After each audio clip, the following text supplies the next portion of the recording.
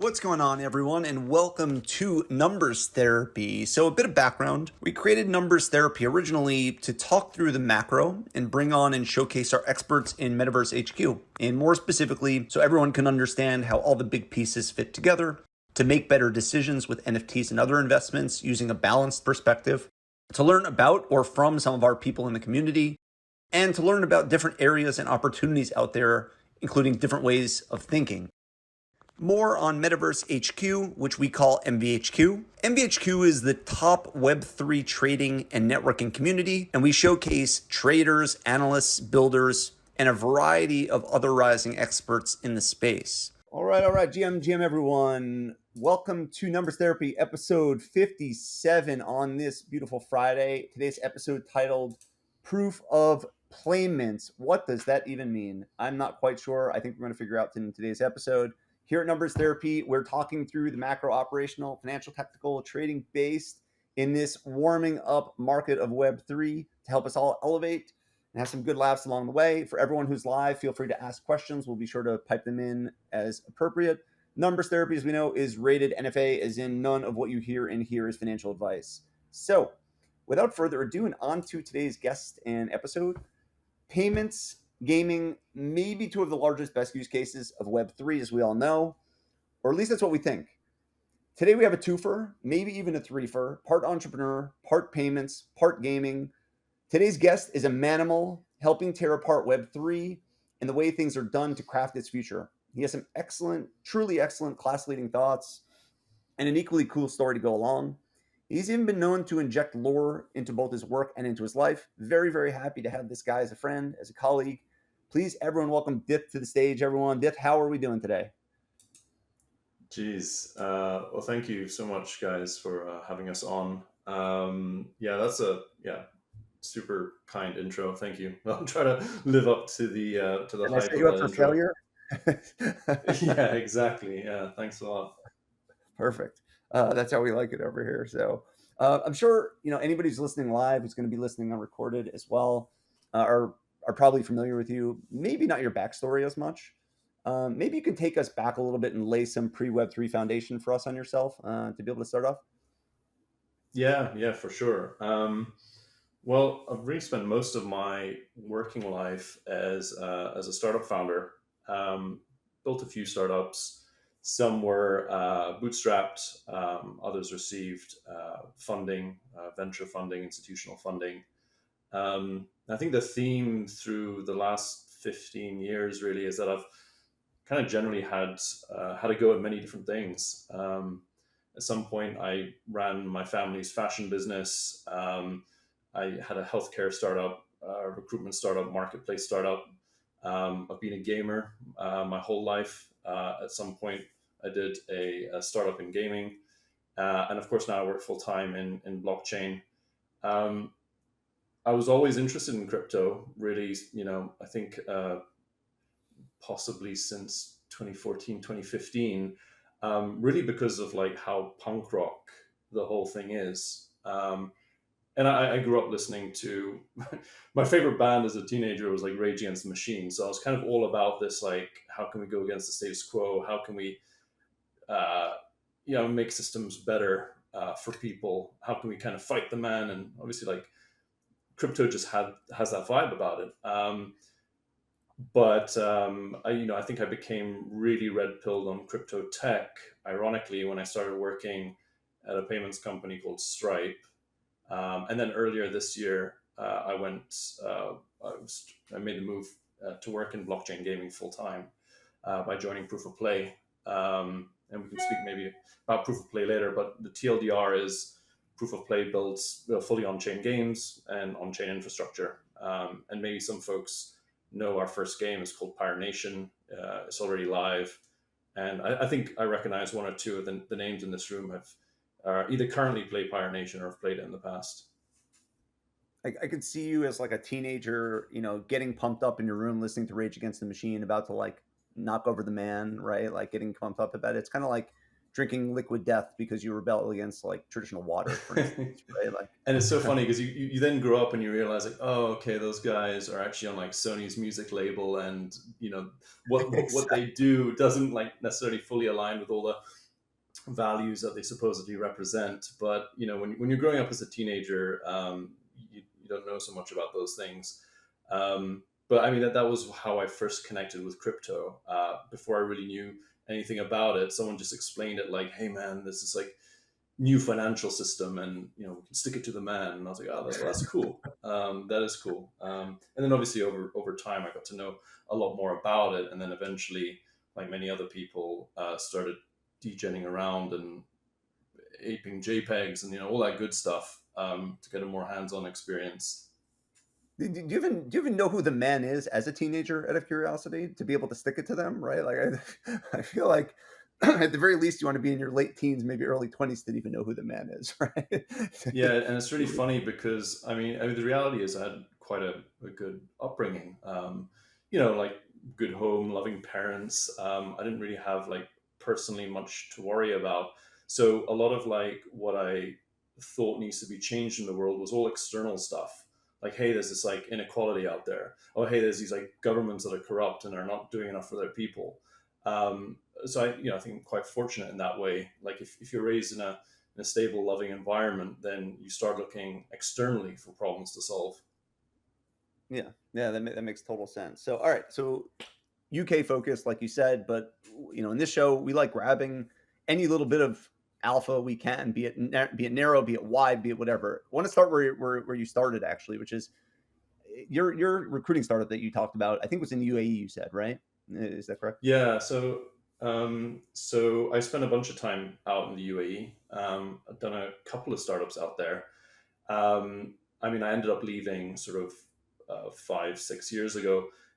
Many, of course, crypto people, NFT people have since relocated to the UAE now, for obvious reasons, right? It's a very startup centric place. It's got great sort of tax setup. So for people who are predominantly making income through crypto or NFTs, it's just a kind of very favorable financial environment to house yourself in. But back when I was building startups, I mean, that wasn't so much a factor at all.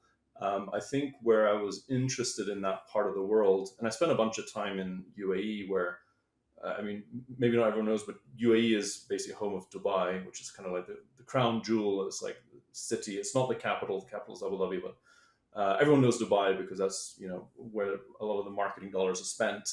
But I spent a lot of time in and around the region as well, in Saudi Arabia and Oman, Bahrain, Kuwait, Qatar.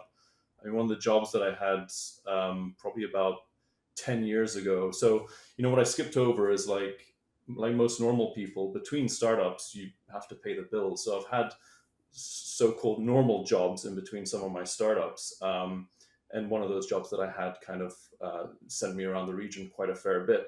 And I think what appealed to me about that part of the world is that, externally, as I said, a lot of marketing dollars are spent on Dubai as a city, and it looks very polished and looks super modern, and it looks like they have the best of the best there. But the reality is, like in many ways, it's still very much, it's an emerging market, and there was many parts of the city's infrastructure that hadn't yet fully been built. There was a lot of like very basic opportunities, like 10 years ago, 10, 15 years ago, you could be building the Craigslist of the Middle East. And someone did. That became a site called Debizzle.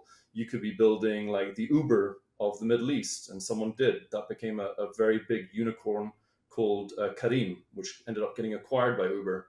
And so, I mean, there was just like a ton of opportunities. So if you were like kind of young, hungry, and you wanted to build a startup, the Middle East actually had like many ideas and untapped sort of opportunities to like, oh, I'll build the X for Y and just like localize it, or make it like more tailored to the local culture, and how people like to kind of behave here. The other way that I think about it is a little bit like, because we're all crypto people, right? We like to think about being early.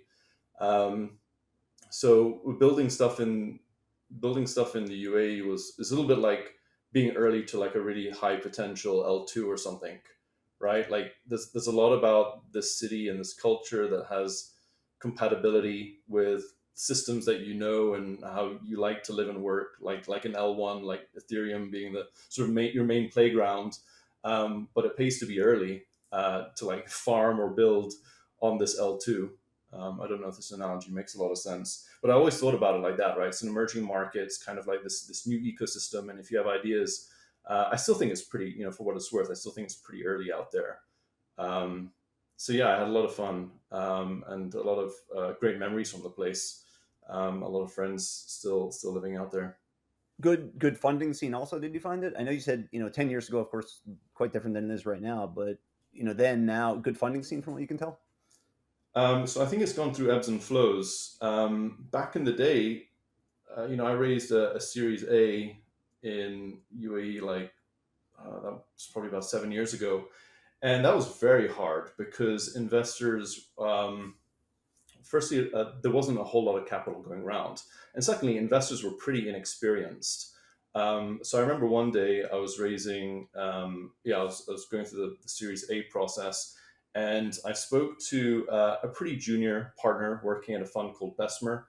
Bessemer are like a legendary VC. I think their website is bvp.com. They're very cool for a number of reasons, not only their track record, but they're very open about admitting the deals that they've missed. So there's a part of their website actually called their anti-portfolio, and they call out like all the great startups that they didn't invest in. I think they've got some big ones on there. I think they've got Airbnb. I think they may have Google on there. Anyway, so they hold their hands up and like, hey, we make misses too. Anyway, so there was this one day that I was, going through the fundraising process, and I spoke to this junior partner working at Bessemer. She must have been like mid to late 20s.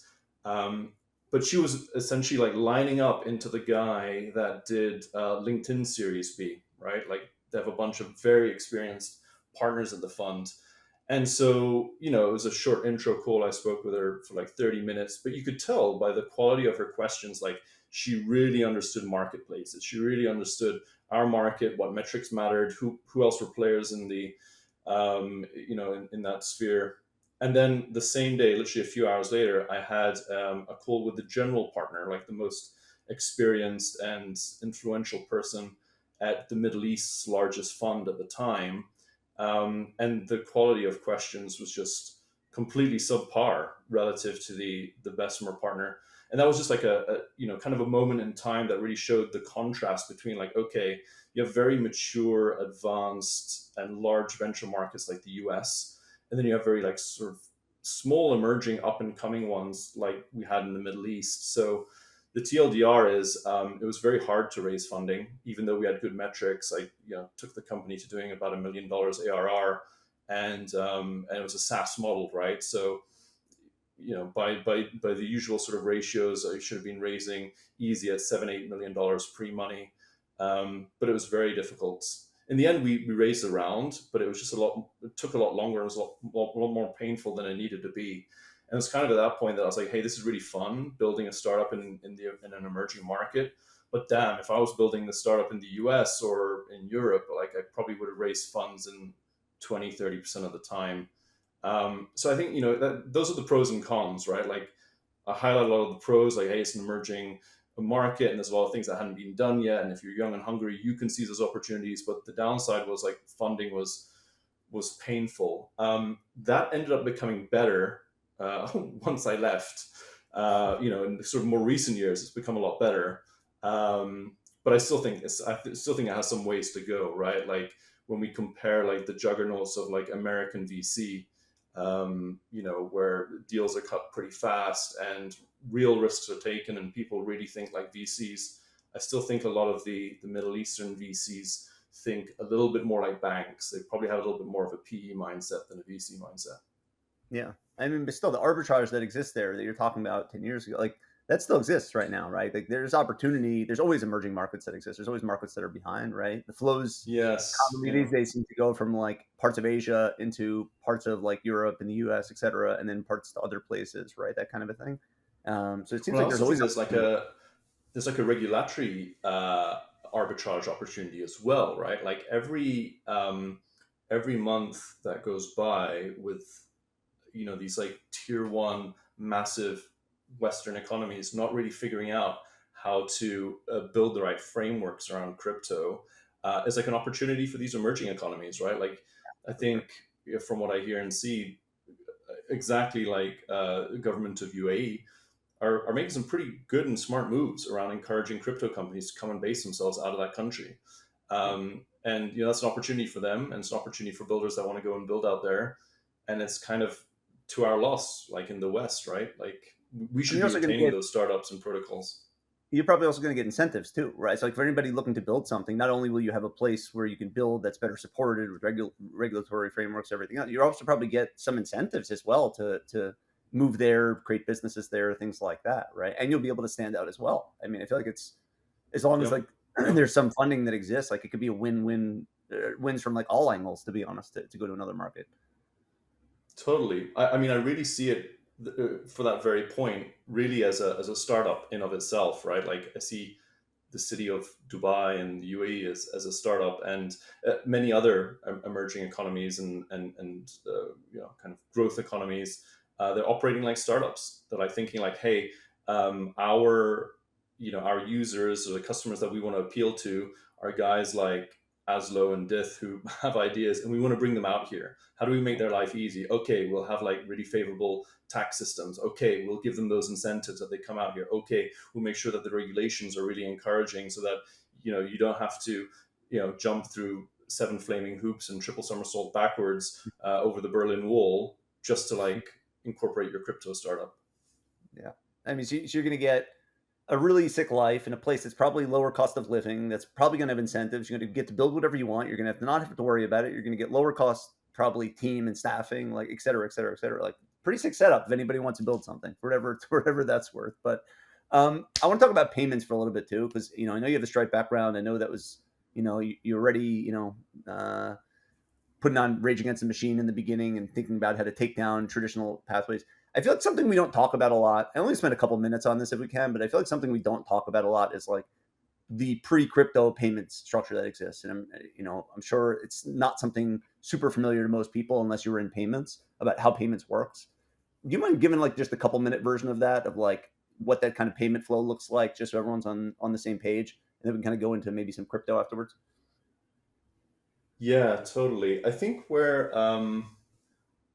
maybe most people don't realize what goes on in the world of payments is like, I think from a user experience perspective, it all seems quite straightforward, right? Like, you have a debit or a credit card, you go to a store, you pull it out, you either tap to pay or you put your card into a machine, and the machine makes a sound, and then you walk away with the item, right? And like, you just don't think about what's happening in the sort of the supply chain or the process chain for that payment transaction. But the reality is, like, there's multiple players involved that are kind of all taking a cut of their own, right? Like, what happens is you pull your card out to purchase a cup of coffee at Starbucks or whatever, and it's transmitted to the acquiring bank or the merchant bank.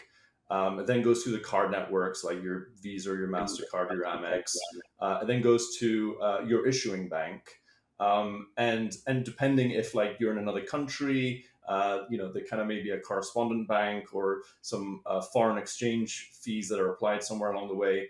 And so there's like, and then there's also the payment processor, right? Like, whoever Starbucks is using to process their payments, I think they use Adyen or someone like that. So there's like 4 or 5 places where fees are taken, simply for you to like tap your card and pay for a coffee. So what I realized when I joined Stripe, and one of the great things actually about that company, there's many great things, but one of the great things is when you join, if you're not a fintech person, if you've never worked in payments, the first thing that they do is they kind of give you a payments MBA of sorts. Like, you spend your first 3 months learning how payments works, and throughout that process, you have a lot of like aha moments about like, oh, so that's where the incentives are. Like, oh, that's where that system, that's why these guys charge a markup. Or, oh, that's why, like, I remember going to like street markets when I was traveling, and they would say like, oh, if you pay with card, then you need to pay me like an extra $5. And I was like, why?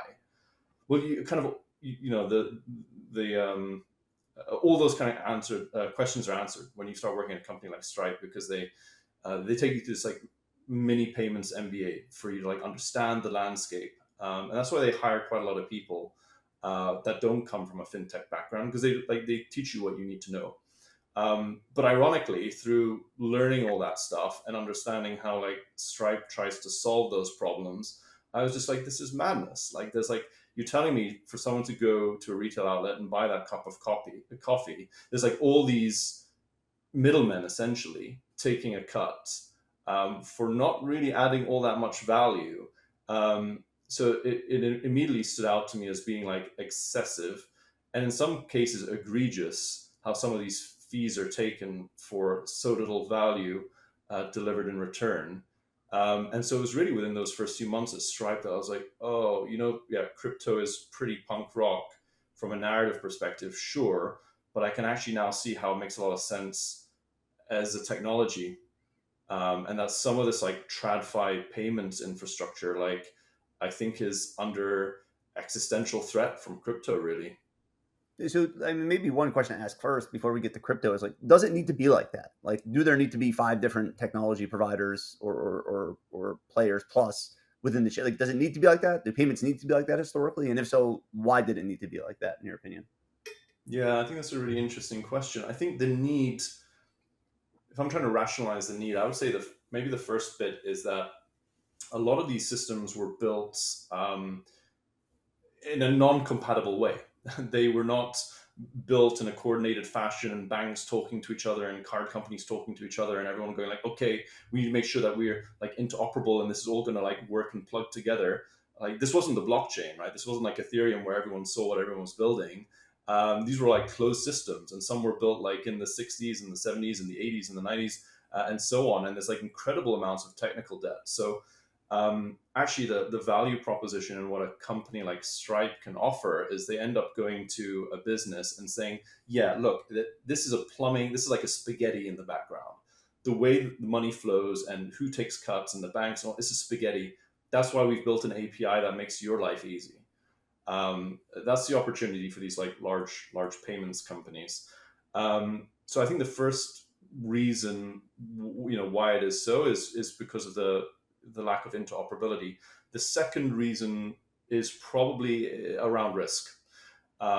Payments businesses are essentially risk businesses, and especially when you talk about like parts of the money system involving credit, then the reason that they will add on certain fees and interest and the rest is because they're continually just like kind of modeling out what is the risk of the credit that they're offering out, and the risk maybe that this person is this payment doesn't go through, for example.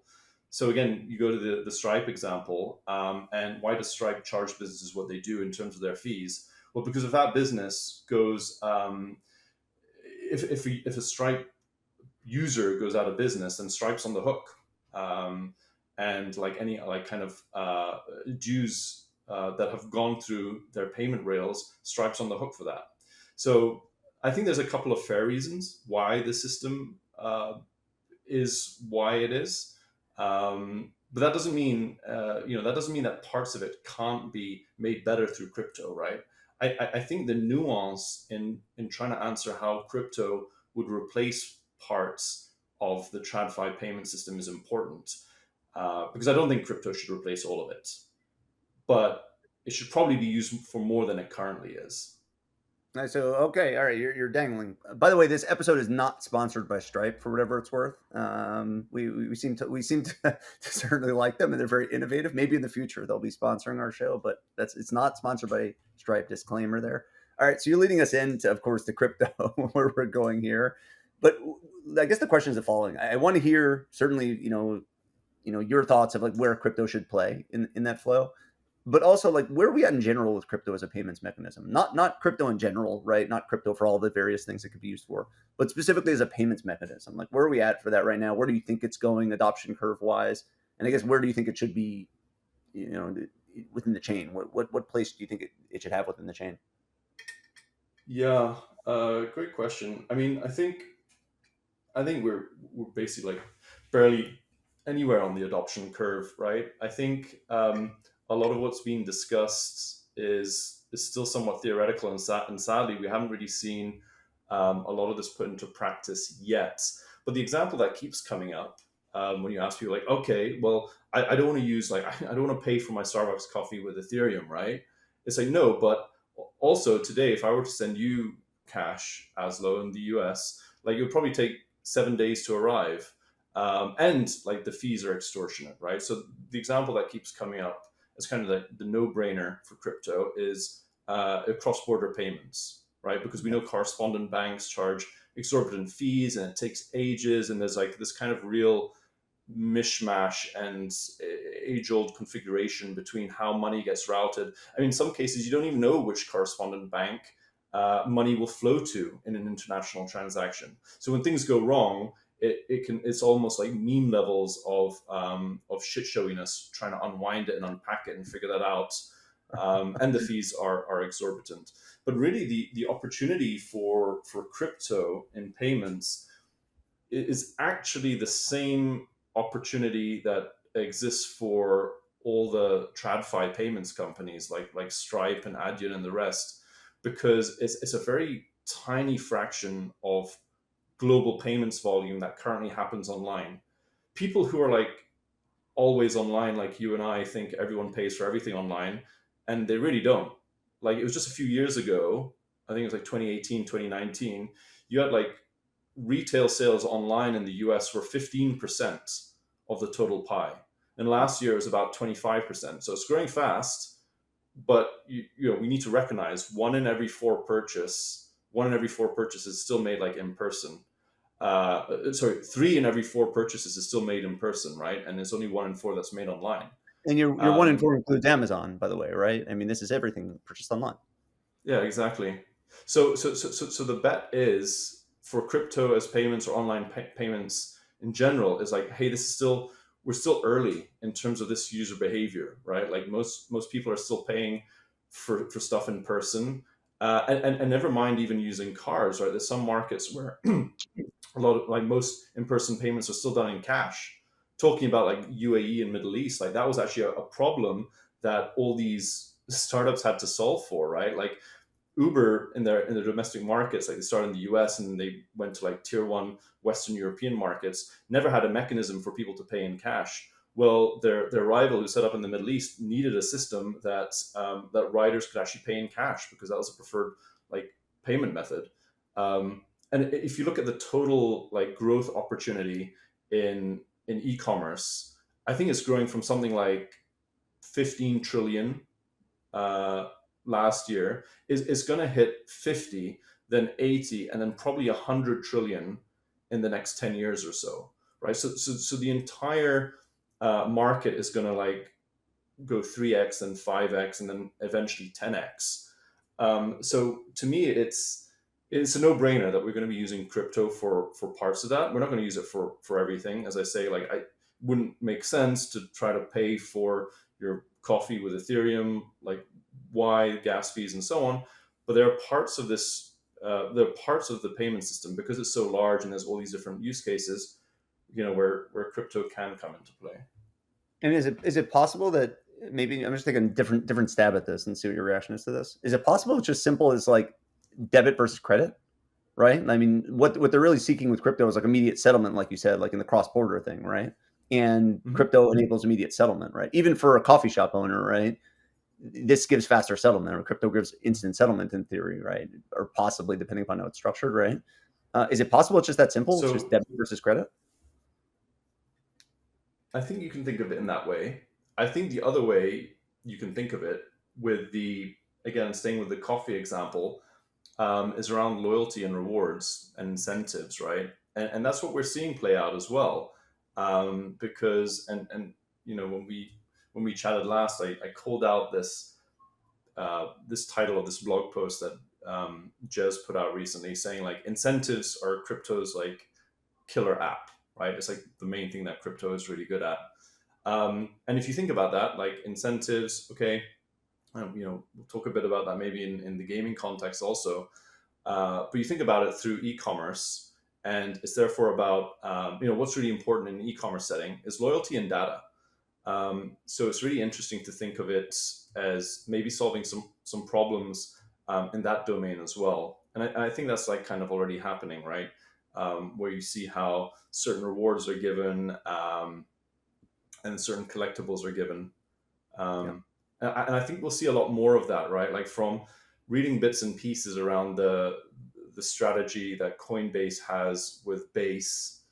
Um, it's too early to say, but it's interesting to think about how Base may actually be a good candidate, given Coinbase actually has kind of a strategic advantage in being a US public company in offering a lot of other very large enterprises, large retailers, a certain level of, I guess, just assuredness around their system, right? There's not many other companies, or maybe there aren't any, that say, hey, we're a publicly listed US company and we can actually offer you a crypto payment solution.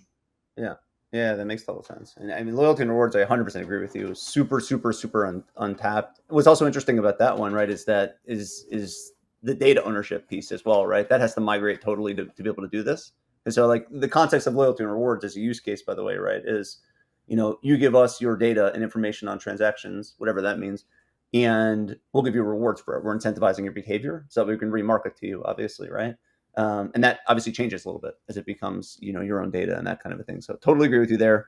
I'm going to stop boring people in the meantime, and we're going to go on over to gaming real fast and talk about something that I know is also on everyone's minds a lot, which is how the heck gaming fits into this whole thing, right? And so, you know, we had, last bull market, we thought that gaming was going to be on the rise, and we saw, just to lay the foundation here, like we saw a bunch of Web3 gaming companies or games kind of emerge, and oh man, this is going to be it. They're going to take the lead, whatever.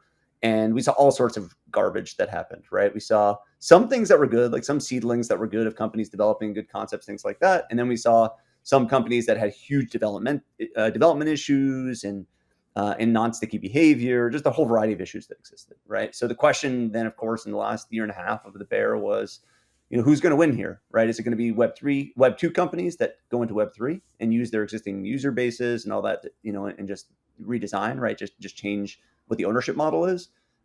Is it going to be Web3 companies that win? Is it going to be both of them? So before we go into yours specifically, where's your head at there, Dith? I think everyone wants to know the answer there of where's your head at of who wins in this thing, and how do you think about this currently? Yeah, I think it's a really interesting sort of point about the sort of first wave that we saw, right? And as you point out, like, you know, not all of them made it, right? There was sort of a lot of hype and fluff and hot air, and then, they never shipped a game, or they shipped a game, but it was like pretty rubbish. I think the same probably applies to a lot of this, like, sort of first generation of like crypto apps or blockchain apps. Like, the meme was in the sort of last bull that, like, hey, by saying like we're building this thing as it has NFTs in it, or it's on the blockchain, or it uses crypto, like that by default makes it better, right? Like, these terms were being used like AI currently is, as like hype terms that just inherently make the product better, and it's not the case, right? Like, it's actually funny how we've now come full circle in some ways, and actually these are anti-hype terms, right? And what we've Yeah. seen is like, hey, actually, your audience is turned off by hearing something is on the blockchain or it has NFTs in it. Um, so I think we had, I think these sort of like first generation of builders had things kind of the wrong way around. And a lot of the decisions that they made around why they were even incorporating NFTs, like if they were being intellectually honest with themselves, there wasn't really a good answer for that. There wasn't like a good logical, rational answer in terms of how they make the product better. It's just like, well, this is what people seem to like, and they're hyped. They're hyped right now, and Bored Apes cost $500,000 right now. And I think what has happened to the bear is teams have had to start being a lot more intellectually honest about, like, okay, if we use this technology, how does that actually make the product better? Um, and we've also seen like more mature teams come into the space who have actually shipped a game. Like, what I realized in joining Proof of Play, so I joined the team at the start of this year, but I've been playing games for like my whole life, right? And as a consumer of this content, you're sort of like an armchair commentator that watches the football match or watches the tennis match. Like, you're an expert, right? Like, oh, like, how could they not think of this feature or get this wrong or design that better? It's very easy when you're on the armchair and you're not like the athlete on the field or the game designer. Like, games are actually incredibly fun, but also incredibly like complicated and difficult products to build. And now that I've become part of a team building a game, I see firsthand what those trade-offs look like, and how it's very rare that you can build something that's 100% balanced in a way that 100% appeals to all different player types, and that no one will have a problem with. It's usually a case of like making pretty clever trade-offs and trying to find the right way to optimize for the players that you have in mind, and having kind of an outcome that everyone else can kind of live with as well. Um, so I think it's a combination of things. Like, it's helped that we've gone through, we're past that sort of like the mega hype of the last cycle, and that narratives have matured, so people are more intellectually honest, evaluating the merits of this tech without just adopting it because it's hyped. We've got better and much more mature and more capable teams coming into the space that are building better products. And I think maybe the last thing to kind of add here as a general comment is that I think there's like different flavors to this thesis, right? There's still some teams who have a very like light level of interfacing with the blockchain. Like, they may have some NFTs in the game, but for all intents and purposes, this is a Web2 game, right? It runs on Web2 servers, and it uses like your mass market mainstream front end game engines, and it's just somewhere in the mix. Some sort of player item happens to be an NFT, all the way up to this like other end of the spectrum where we're currently building, where all the game logic is on chain, right? Which is a slightly different thesis, in being like the fully on chain gaming thesis. So I think the last point on this monologue is that what we've also seen over this like period of time is that there's actually now quite a few different flavors of the same overall bet being made, right? Like, hey, crypto games that use crypto in some way could be a thing, but there's different teams approaching that in different ways and to different extents. Yeah, that's a really really good kind of foundation. So thanks for laying all that out. Much appreciated. So obviously some proportion of people game because they just love gaming, right? It's just that kind of simple. There's also, of course, the investors, and as you know, many people being early within this space, certainly investing is on their minds and figuring out where to go. Let's just say you were hypothetically an investor that loves gaming in that world. Where do you think the opportunity is, if you had to say? Is it investing in the base currency within like an economy? Is it having a team? Like, how do you view this if you had to say that hypothetically? Yeah, it's a really interesting question. And I mean, look, I buy some gaming NFTs. Some of them I hold for a long time. Others I don't like. I'll buy it and I'll flip it. I think it really depends project to project how they try to answer that question, right? Like, in some cases it's more like, hey, buy the asset and hold and wait. In other cases, their ecosystem's a little bit more advanced. There's like a series of different assets. There's maybe a token. What is the token doing? Does it have a present use in the game ecosystem? Does it have any sinks in the game?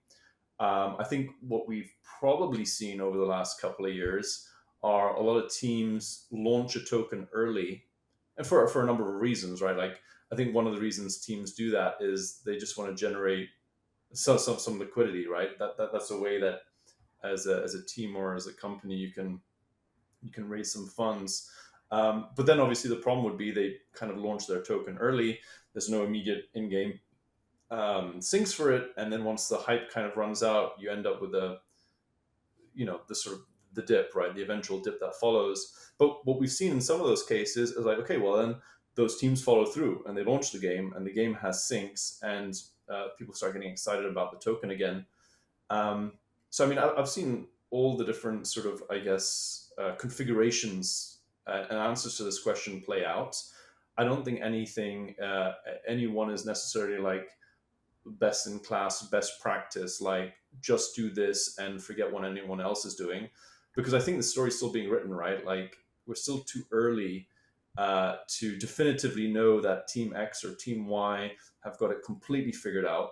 I think when I speak to a lot of teams of really smart people, and we can have a behind closed doors intellectually honest conversation. Like, yeah, you make logical reasoned bets and you think about the people in your community who are trusting you early and playtesting your game early and buying the assets and supporting the game and the rest, and you want to do right by them.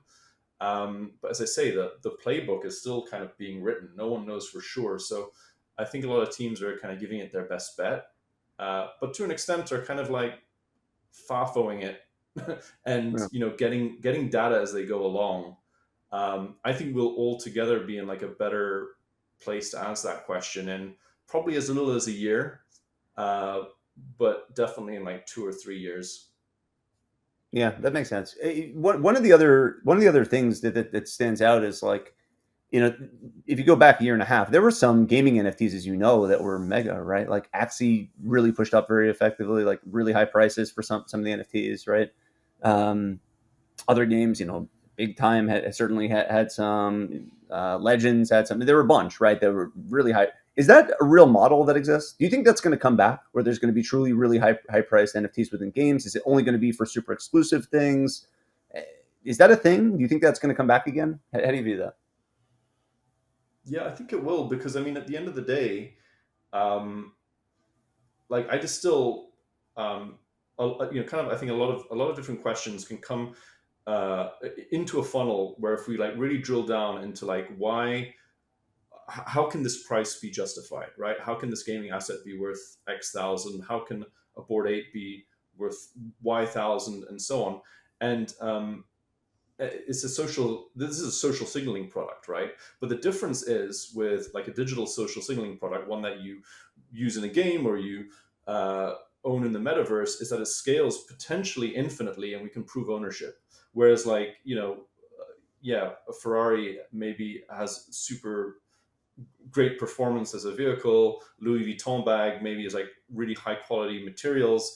But let's be real. A lot of how that price tag is justified has to do with the brand value and the social signaling value of like you arrive to a hotel lobby and everyone can tell that you're rich and successful, or you're walking down Saks Fifth Avenue and everyone can tell that you're rich and successful because you're carrying an LV bag, right? So social signaling carries a premium.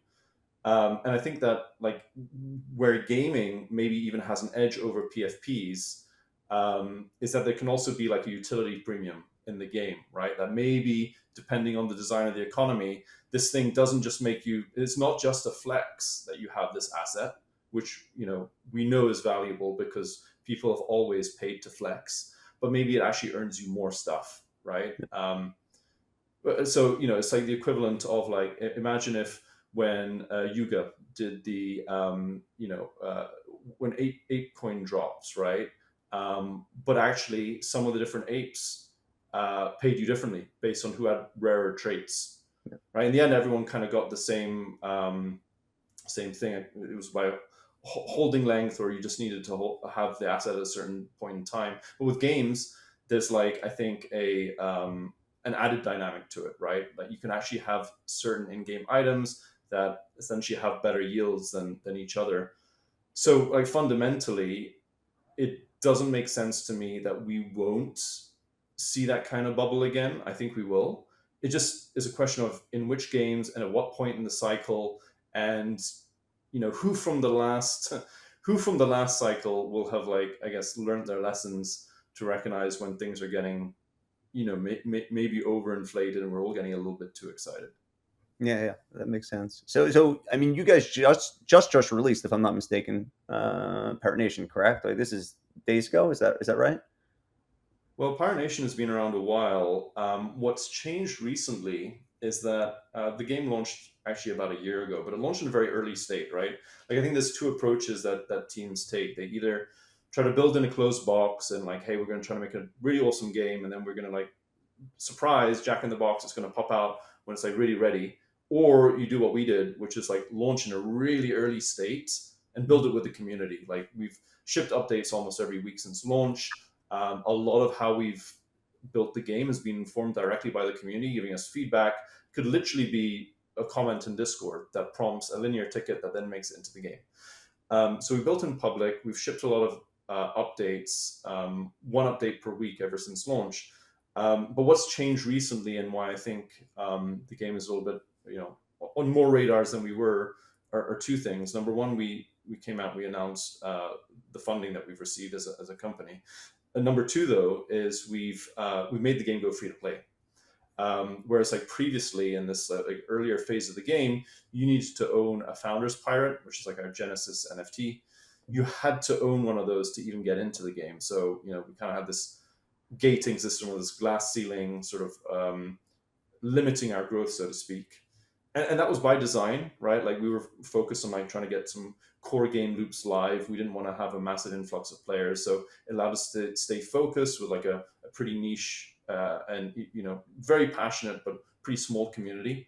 And what's changed recently is that we've activated a free to play mode where now anyone can get into the game for free. You don't need a founder's pirate. What happens is you end up minting a collection that we simply call pirates. And they are like our free to play, infinitely expandable collection. And those pirates are actually soul bound. And so we thought, like linking this topic up with the economy topic, we've thought very carefully about like how do you achieve expansion without dilution. And so, like anyone in this room, anyone who wants a code, I'll be happy to shoot you a code so you can try out the game. But what you'll notice is you'll enter the game, you can start playing everything. You can't sell the items that you earn. You earn them, they're yours. You just can't sell them until you reach an in-game milestone. And we've designed it that way so that you have, we have a system that protects the economy from being flooded by new players coming in. They can't just sort of harvest and dump resources immediately. There needs to be a level of essentially kind of commitment to the game, right? That you reach a certain level in the game, which is command rank 10. And it takes like a few weeks to reach that. So it's not mission impossible, but it just allows us to ensure there's enough skin in the game and players understand how the game works before they earn the right, what we call they like receive a trade license and they earn the right to sell. So as a result, we've been growing the game. We now have a few thousand active players. And the way that we're doing that are through these like collaborative sort of mint windows that we call parlays. And so, yeah, for that reason, we're on a lot more radars these days, I think. In your opinion, Dith, the following terms basically: on-chain, free-to-play, tokens, necessary to have in games moving forward, necessary to have certainly within anything Web3 games. Are all those necessary? How do you view each of those three things? Partly from a question from Scott Co. I just want to expand it a little bit wider because token being one element, one lever that exists, but also you mentioned free-to-play in that decision, and I know it's also on-chain as well, right? Can you dissect that for us? Yeah, I mean, I think necessary is a really. I think it's kind of, arguably, depending what kind of game you build, there's very few things that are necessary apart from like make it fun. But in our case, we're doing all of those. We're doing free to play. We're doing, we have an in-game currency called Pirate Gold. And we're also fully on chain. I think in our case, they're all kind of like interlinked, right? Like the way in which we're building our game is to essentially try to have something that has mass appeal, right? Which is why like Pirate Nation is like, it's fun, it's lighthearted, it's bright, it's colorful, it's easy to understand. Like you and I get it, but also an elderly auntie gets it and your little cousin would get it too. And most people who play it, first thing they'll tell you is like, I wish I could play this on my mobile device. So we'll have a mobile version of the game coming out soon. And really once the mobile version's out, we're going to push down a lot harder on player acquisition and really trying to grow the player count, not to just be a few thousand, but tens of thousands and hundreds of thousands, and then eventually millions. Like most of the folks on our team that have come from a traditional gaming background are quite used to working on games that have hundreds of thousands, if not millions of users. Amit, our founder who made Farmville, Farmville got to 1 million players on day 4, I think it was. So we're trying to build a game that has that level of scale to it potentially. And the really interesting thing is that we've got Axie, and there's been some other games that have done quite well. But once we start talking about that kind of scale, and we have an open economy, right, where players are earning pirate gold, and that's an ERC20 that can be traded, and there's all these other in-game items as well that can be traded in the game. There's also a meta game outside of the game, right, where people are buying and selling these items on the open market. That's a really interesting and hard sort of thing to try to model out in advance. But I mean, that's kind of why it attracts, I think, so many very capable builders and people who like to tackle like hard problems, right? Like, I think there's a niche now turning the sort of guns towards the on-chain part.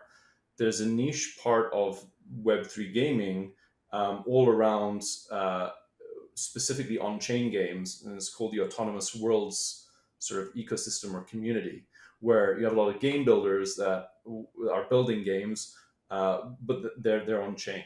And I think like the really exciting sort of way of extrapolating this conversation out in that context is, yeah, these actually become worlds that could not exist otherwise without the chain, and that could actually be used for non-gaming purposes as well, non-gaming communities and societies, right? And then you start getting into this whole, like, if you start reading some of the stuff that's been published by big brains in autonomous worlds, you start getting into this like sort of like network states type sort of area. Like, we start off building a game, but there's actually now this like on-chain society almost. That's a bit rambly, but I mean, like, it's a very good question, and I think we're all like figuring this out as it becomes real, right? As we start to hit like really big scale, Yeah. to try to like come to a shorter answer. Is this necessary? Isn't it? Is it just a choice, and you can be equally successful with or without? Yeah. It's a really interesting topic. I think I framed the question a little bit clickbaity intentionally, but I probably could have framed it instead as, to have a really sticky, valuable, ongoing, sustainable, profitable, et cetera game. That's really the question, of course. But on the chain side of things, have you guys, I mean, to the extent you can share, have you guys considered having your own chain like Axie? Is that part of the discussion, or does that kind of fall into this? We're aware of it. We're kind of feeling this out as we go, and that's a consideration that exists. And it's just one possible. Yeah, I mean, so one of the things that we have to think for is exactly this question, right? Like, how do we construct our architecture so that we can accommodate that many players, right? Like, we, as I said, have several thousand active players. We are on Arbitrum Nova. Gameplay runs on Arbitrum Nova, and Arbitrum team are fantastic. Off-chain labs have been wonderful to work with. Arbitrum Nova as an L2 is very, very fast, very, very cheap. But at the kind of scale that we're talking about, like, these numbers add up, right? Like, our players, given that it's a fully on-chain game, every player is like generating dozens and dozens of on-chain transactions every day. So it's kind of a good problem to have. We want as many DAUs as possible, but if the game's good and they're playing it a lot, they're generating more and more transactions, and those transactions have a cost. So yeah, I mean, at some point, purely from a numbers perspective, we need to figure out like, where are we going to be long term? Could it be an L3? Could it be our own chain? That's something that we're looking at. And I think there's a case for buy or build. There's pros and cons to each, and it also depends on the life cycle, right? It could make sense for us or another game to go from a known, good, fast, cheap L2 to an L3, and then eventually to your own chain. Maybe you skip a step. So you'll probably have some news from us on that front, like really in the next few weeks, because as I say, like, the game's been getting more and more fun, and we're very close to like driving down the growth lever, being like, let's get as many players into this game as possible. And we just need to make sure that the infrastructure is ready to welcome them on board without it costing us an arm and a leg. Turn your notifications on, get your fingers ready. Time to go. Really exciting time in general, and having the perspective from you, who's so close to the space, and you have the payments background and everything. I mean, just awesome. So really appreciate that you coming on and all your kind of thoughts. Really, really great. Maybe we'll have you back at some point in the future, post release, and we'll see That'd be great. postmortem and see where we're at that point. But really appreciate you coming on. Everyone listening live, always appreciated. And we'll see everyone similar time next week, everyone. Thanks so much, guys. Thanks for having me on, guys. This was awesome.